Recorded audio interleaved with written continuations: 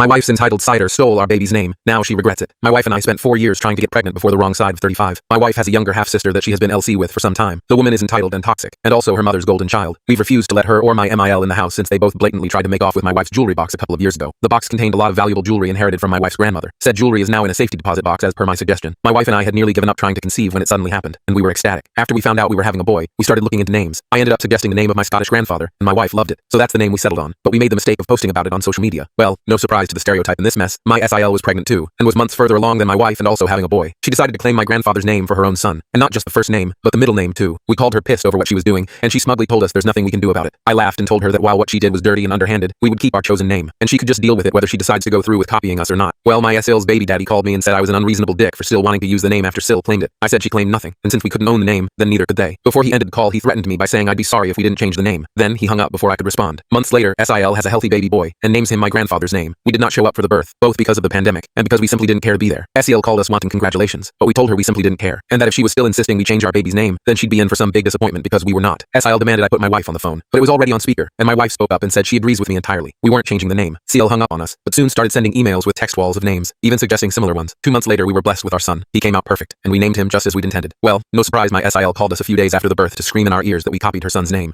I pointed out she was the real copycat since she had no familial ties to the name, and we did. And anyone who looks at our family trees could see that.